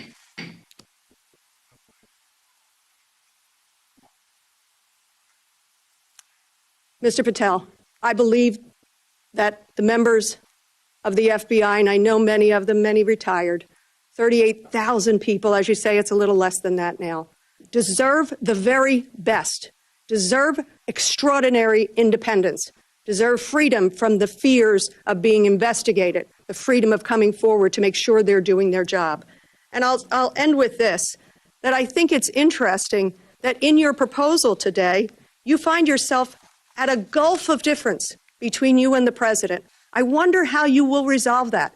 Will you go to the president and say we need $11.2 billion, not what you cut out of here? You're asking for more than $1 billion than the president's request. Are you going to go to the president and straighten out that gulf? I'll do what I've always done and represent the American people, defend this country, and make sure the Constitution is always upheld and the FBI is never weaponized. Maybe you should do the same. So you agree with the president when he says he doesn't know if he should uphold his constitutional duty? If you want to just keep putting words in my mouth, the TV cameras are outside. I thank you. I yield back. Again, this is an unserious moment, sadly, for the FBI. I yield back. More so for you. Mr. Strong. Thank you, Chairman Rogers. Director Patel, thank you for being here today. I'd like to also extend my thanks to your staff and the hardworking men and women of the FBI and for restoring America's trust in the FBI. I'd like to commend your efforts to move FBI personnel into the field rather than into the Beltway, where their work can be the most impact. Let me start by shining a light on my district, Alabama's 5th Congressional District, which includes Huntsville, Alabama, and Redstone Arsenal. The FBI's presence at Redstone Arsenal dates back over 50 years to 1971. Currently, FBI Redstone seats over 2,000 personnel and includes personnel from 20 of the FBI's 30 sections. Time and again, North Alabama has answered the call to support the FBI with a second-to-none workforce, state-of-the-art facility, and plenty of room for cost-effective and responsible growth. Director Patel, a few weeks ago, you visited Redstone Arsenal in my hometown. Could you share with us what you saw while you were there and the impression the visit left with you? What I saw while I was there was the best example of what I've seen when appropriators work with the Bureau to defend the nation. And I wish everybody would go down to Huntsville, Alabama. It is our premier experienced law enforcement capability center and training facility that the interagency only wishes they had. What we have down there in cyber, in long-range missile defense capabilities, nested there with NASA and the Department of Defense, and further programs, including our Terrorism Explosive Device Center, which the world relies on to stop bombs from going off, and so much more is down in Huntsville, Alabama. And the reason it's there is because appropriators were brilliant enough to provide a space outside of Washington, D.C., to take a geographic footprint and save money instead of rebuilding here in Washington, to do it for half the cost in Alabama. And that's why we're moving 500 FBI employees this year to Huntsville, because the technical expertise they possess, and we do not want to remove from the FBI, is nested in Huntsville and not Washington, D.C. And in order to train the future men and women of the FBI, the DHS, the DOD, and every other intelligence agency we have, they're already asking us, when do we get to go to Redstone? So I encourage everyone to go down there. Director Patel, I applaud your commitment to making America safe again and returning the FBI to its core mission. We must continue to get our dedicated FBI agents back into the field and out of the beltway to protect America. This is there's no better place to achieve this than Redstone Arsenal in Huntsville, Alabama. Huntsville provides the most cost-effective location, distinct partnership opportunities, a high quality of life for personnel, and a remarkable talent pool. Director Patel, could you expand on the plans for moving personnel and programs to Huntsville, as it's often called FBI HQ2? What are the timelines for executing this, and do you have the necessary resources to execute this move? Taking those in reverse order, the short answer is no. So we've got the North Campus and the South Campus down there. North Campus largely constructed and filled. The South Campus has been, the land has been leveled and the plots have been mapped out. And in order to fill it, and in order to build buildings 3 and 4 and 5, as we call them, and the new training facilities that we and the appropriators have already looked into and approved, we're going to need another $160 million to accomplish that. And once those buildings are built in the next 3 years, we will move another 13, maybe it's 1,400 employees down to Huntsville, because again, we are not removing them out of Washington, D.C. to remove them. We need a place that allows their skill set to be met. And it's not in Washington, D.C., and tragically, it's not in Quantico either. I wish it were, because then we wouldn't move them. But that's what we're looking to build is for the future. It also gives us a landing platform in a more centrally located area of the country for these specialized teams to deploy out into the rest of America when something goes boom or when there's a tragic accident. So I am asking the appropriators not only for the $145-ish million to finish the build, but the $60 million for the O&M to keep the facilities up. With the great work occurring in Huntsville, I want to highlight the interagency collaboration between the FBI, ATF, DHS to address bombing incidents and the use of explosives. The FBI's Hazardous Device School, Terrorist Explosive Device Analytics Center, or TDAC, are located at Redstone. The ATF's National Center for Explosive Training and Research and the U.S. Bomb Data Center are also located in Huntsville. Likewise, DHS routinely collaborates with these partners, specifically their Office for Bombing Prevention. Director Patel, could you talk a little bit about the interagency efforts to address bombing incidents and the use of explosives? Yes, I'll try to be brief.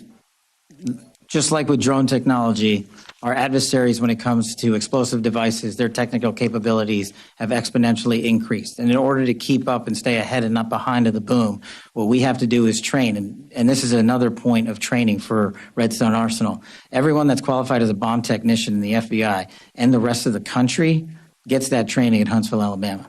And that's the reason we need these schools to exist. So to stay ahead of the fight, and these explosive devices that are being engineered in people's basements in places across the world, and they're being shipped here, we need to know how to shut those off before they explode, and that's what Redstone does. Thank you, sir. Mr. Chairman, I yield back. Mr. Fan. Yes, sir. Thank you, Chairman. Thank you, Director Patel.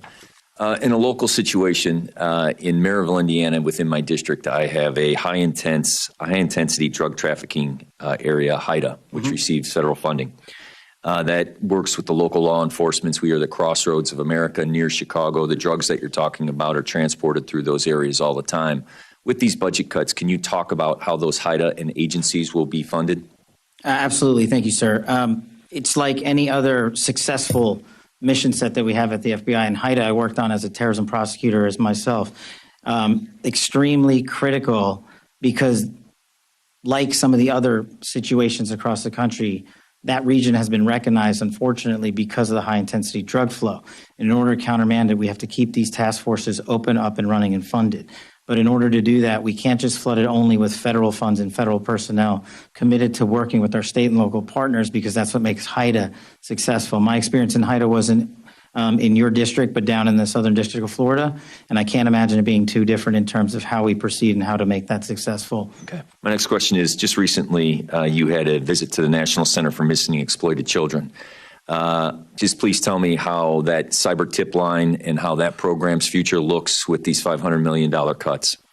We actually partner wonderfully with NCMEC, and we've committed to allowing our FBI employees to remain there no matter what. We will find a way to fill that mission set, even if, even under the most austere of budget cuts, because what they do is exceptional. If people don't know, they need to go there and see it. It's right in Arlington, Virginia. They find missing children from 5, 10, 15, 20, 30 years ago, and they provide treatment to those that have been abused. Okay. And so you have my commitment, sir, that we'll do it.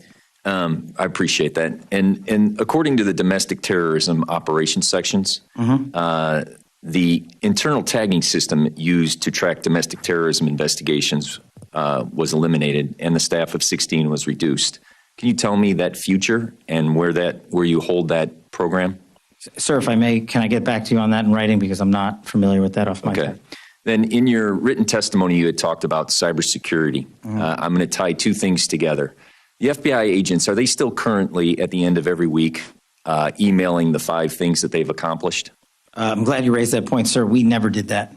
Okay. I stopped the that. FBI agents were never asked to put in their goals in which they accomplished? The reason why I say that is because I had a specific conversation at a retirement party of a chief from an agent who expressed to me that after he had chased a car down 8094 who had stabbed a family member, and he left his home and was able to prevent that individual from killing someone else because it was cross state lines, that he had to go back, and then that next day was told he had to fill out his emails of what he accomplished.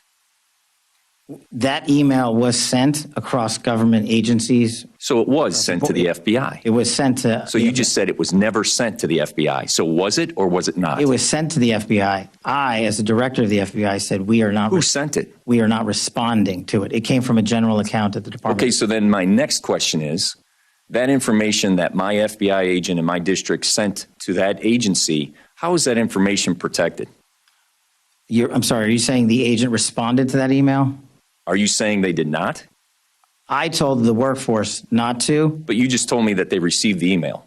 We did. So without this, let's just assume that they did. Where did that information go and how is it protected? That information would have only been sent to their immediate supervisor, and every supervisor in the Bureau was told if they received any such information, it is not to be actioned in any way. So what happened with that information with the supervisors? I don't know. Well, I'll have to get back to you on that, if any was collected, but if it was. So you said that the FBI, that a different agency sent that email. What was that agency? It came from the Department of Justice. Okay. And those emails never went back to the Department of Justice who requested it? No, sir. Okay. And you're 100% confident of that? Yes, sir. Okay.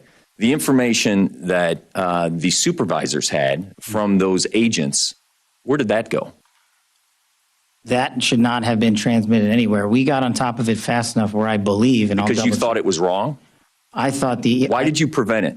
Because the operational mandate that we have at the Bureau, in my opinion, prohibited the public disclosure of that information across our media. So to be perfectly clear, the Department of Justice got it wrong. I'm not speaking for the Department of Justice. As you are saying that that directive was in complete conflict of what your procedures and processes are. My procedures and processes are under the Department of Justice. I'm saying as of the Department of Justice, that's where the email came from. I don't know where it came from on top of them. But your directive was to make sure that the Department of Justice did not get the FBI information. That no one got it. Except the supervisors. Why would they request it if they would never get it? Well, the supervisors were told to stand down. What I'm trying to say is when that email came in, we acted as fast as we could, I think the same day, to say we are not in a position to do that. Everybody hit pause till we figure out what to do. And the end result was we at the FBI are not complying with that request to publicly do so. And we told agents that if you feel the need to express that information to your supervisors, only do so on the classified system. Okay. The information that I received, that personal conversation that I had, that agent didn't seem like he felt the need. He felt it was a directive. I thank you for your forthcoming. I look forward to working with you. The purpose of me bringing up this questioning was to make sure that that information is secure. Yes, sir. I'll double check. Mr. Moore. I yield back.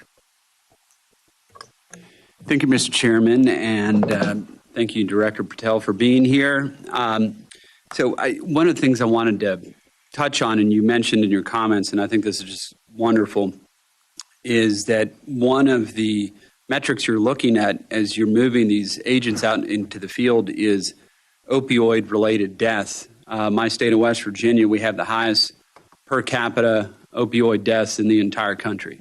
It's unfortunately not even close. And as you're moving these agents out of Washington and out into the field, I believe you recently toured our CGIS building there in Clarksburg, West Virginia, which I think is a great facility, which is in my district. And is that facility going to receive any additional FBI personnel? Thank you, Congressman. Yeah, touring CGIS was an incredible opportunity for me to understand what I don't think most Americans and most of the world doesn't. The reason we are able to technically relay information on a lifetime basis throughout the country and throughout the world is because of the Criminal Justice Information System hubbed in West Virginia and all its subordinate capabilities. And what we want to do is expand a little bit of footprint out there because we have so much land already paid for. And so, yes, in my move to shift resources outside of Washington, D.C., I would envision going more, not just to CGIS, though. The state of West Virginia would also receive a plus-up of 8, at least, employees, should I get the budgetary requirements. And then you mentioned, and there's 1,000 acres out there at CGIS. It's quite large. Is there additional resources that you need to be able to build out there at CGIS? Well, unlike Congressman Strong in Redstone, I don't have a prior appropriation that began new building construction in OMB. So we would need that. We've got the space for it. We've got the footprint for it. And we have already the manning to move into it. And what we have is aging systems that are aging out in Washington, D.C. and the NCR that either would have to be upgraded here at a monumental expense or moved right out to West Virginia. And you wouldn't know this off the top of your head, but perhaps you could come back to us what that number looks like in terms of being able to expand that footprint, what that appropriation would have to be for you to be able to expand the footprint out there in Clarksburg at CGIS. Sir, I could get back to you on that in writing. Yeah, that would be great. So you said in total it would be it'd be 8 additional agents that'd be going to West Virginia, or outside of CGIS? Outside of CGIS. Yeah. And then how many additional at CGIS? In CGIS, we are looking to move in. The problem is almost every seat in CGIS is filled. Oh, okay. So that's the issue we're running into because we've maxed out our spacing there. So to have a bigger footprint, we would just need new space. Okay. And Mr. Chairman, if it's appropriate, maybe perhaps we could engage in a conversation to identify, if appropriate, some additional resources to help Director Patel seat these individuals, since we don't have the space currently out at CGIS. We got the acreage, we got 1,000 acres out there, but we just don't have that. So maybe that's something you could follow up with the chairman Yes, sir. and his staff with. Happy to. I yield back, Mr. Chairman. Thank you. Mr. Clyde. Thank you, Mr. Chairman. First, FBI Director Patel, thank you for being here today. As we all know, during the 4 years of the Biden-Harris administration, the once greatly respected FBI had been increasingly politicized and weaponized, drifting further from its core mission, and that is to protect and defend all American citizens Director Patel, I know you've been very new in the position, just a couple, 2-3 months, and you have a difficult task ahead of you. But I am very pleased and thankful for your confirmation, as I believe you are one of the best things that has happened to the FBI in at least the last decade, maybe 2 decades. Under the Biden-Harris administration, we saw the FBI weaponized against conservative ideologies, and more specifically targeted former President Biden's chief political rival, now President Donald Trump. Since President Trump first announced his candidacy in 2016, corrupt actors within the FBI unfairly targeted him, beginning with illegal surveillance of his campaign and administration based on a now debunked dossier funded by Hillary Clinton's campaign, leading eventually to the unprecedented armed raid by the FBI on his home in Mar-a-Lago. This politicization extends beyond President Trump. The FBI under the Biden-Harris administration also acted against the First Amendment rights of everyday Americans. Armed agents raided the home of pro-life activist Mark Houck, pointing weapons at his family over a peaceful protest. Whistleblowers also revealed that the FBI's counterterrorism division labeled concerned parents as potential threats simply for opposing radical gender policies in schools. I'm pleased to see that the President's budget request for FY 2026 directly addresses some of these concerns, stating that the administration is committed to rooting out the weaponization in the FBI. So can you outline for me the steps that the FBI is, or that you are taking to restore the FBI's credibility and ensure that it operates in a nonpartisan, impartial agency committed to protecting the rights and safety of all Americans? Thank you, Congressman. What we're doing is the results we're seeing in Georgia, in Atlanta, specifically are working. And the baseline is simple. The field level agents and intel analysts will decide what cases to open and shut based on one constitutional standard alone, a reasonable, articulable basis that meets the FBI dying requirements and the requirements of the Constitution to do so. It is a yes or a no. It is not a gray zone. It is not our job as FBI agents to make prosecutorial decisions, and we will not. We will open cases to investigate, and we will refer matters to the Department of Justice. And when you see that methodology and ethos transcend the FBI, you see what you've seen in Atlanta in the last 3 months, which is 255 violent criminal offenders arrested, 72 kilograms of fentanyl taken off the street. That's 5.5 million people dead. That's off the street. You've seen seizures of 11 kilograms of cocaine, 5,000 pounds of illicit narcotics, and that's enough lethal doses in total to wipe out half your state. If the FBI agents follow the Constitution singularly, that's what happens. And that's my standard. That's great to hear, because I appreciate that very much. Director Patel, I also want to address a recent incident that has had a lot of my colleagues on the left, not me, up in arms. 2 weeks ago, federal law enforcement officers arrested Milwaukee Circuit Court Judge Hannah Dugan on charges of obstruction of an official proceeding after evidence came to light that she shielded an alien from federal agents.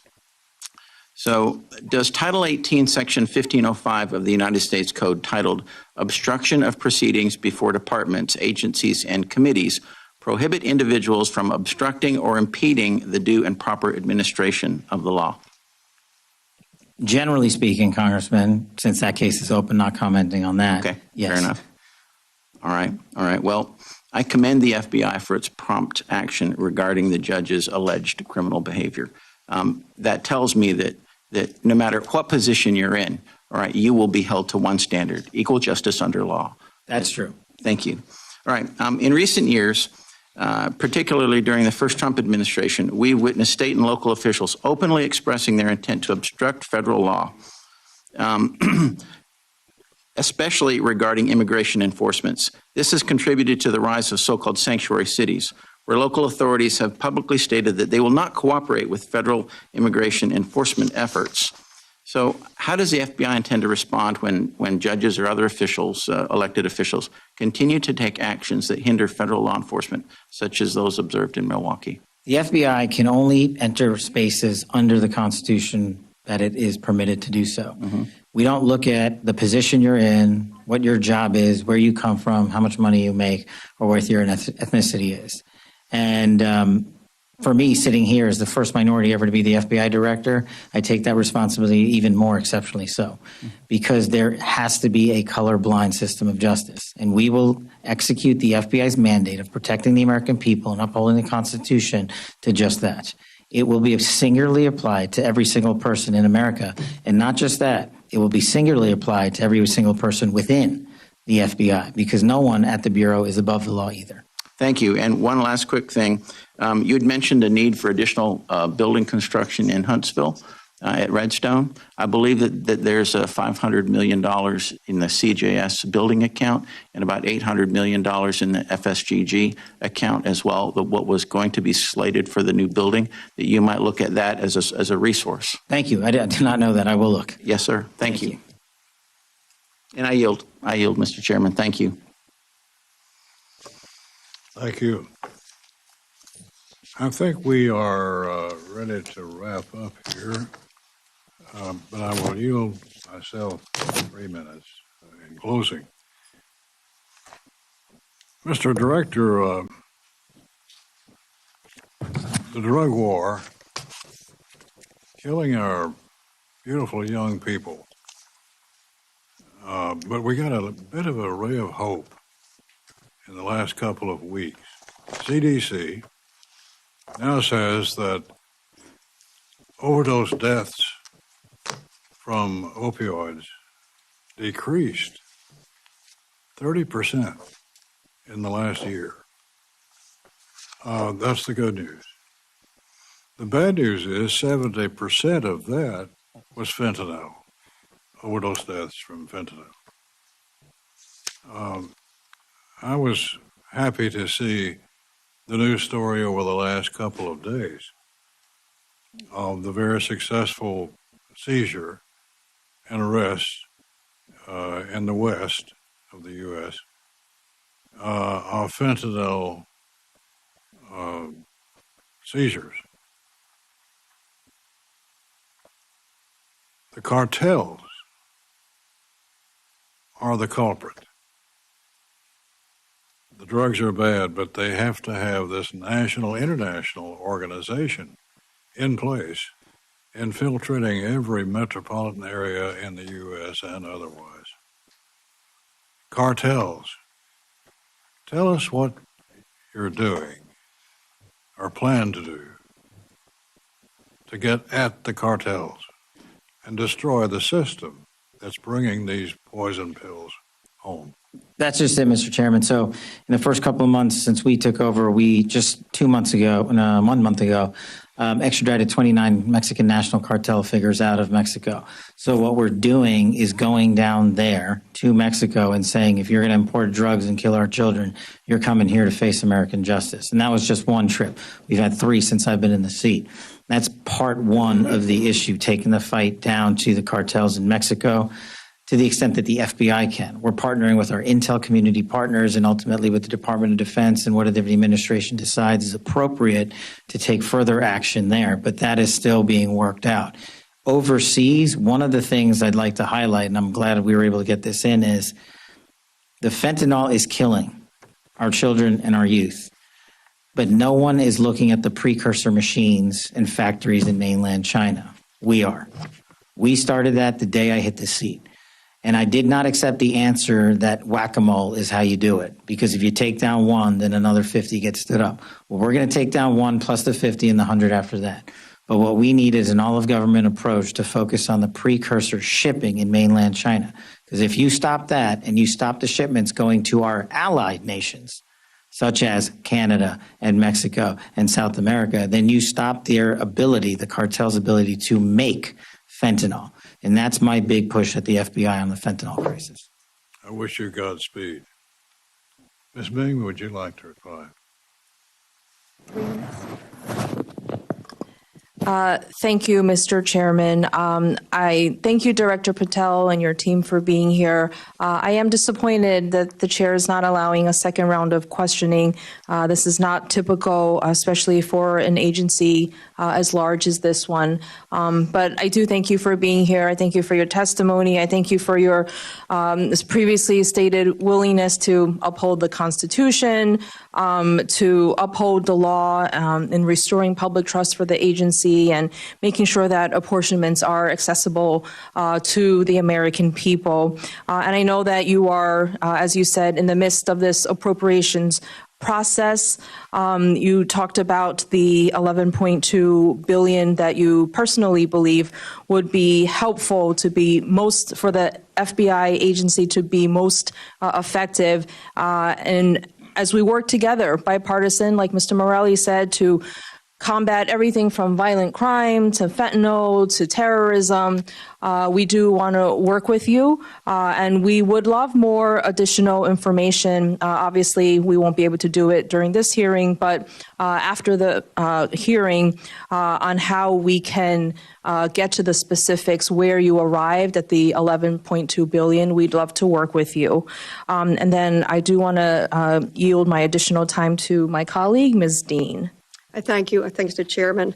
And I thank you for being here, Mr. Patel. I want to enter into the record pages 81 and 82 of your book, which is entitled Government Gangsters. And on 81, you said that Congress should use aggressive congressional oversight to expose every single bit of filth and corruption in the FBI and DOJ. Interesting, I didn't hear you talking about that anymore because you have 37,000 talented folks working with you and under you. You also, on 82, entering into the record, you wished that folks would testify publicly without time limits. I'm disappointed that we couldn't have done that. We should have not had such time limits. And then finally, I do want to enter into the record your Appendix B. It is entitled Members of the Executive Branch Deep State. And just pulling through a couple of them, I see listed in here dozens of people, but the Covington Law Firm, Mark Esper, Perkins Coie, Miles Taylor, Andrew Weissman, and so many others. I enter those into the record.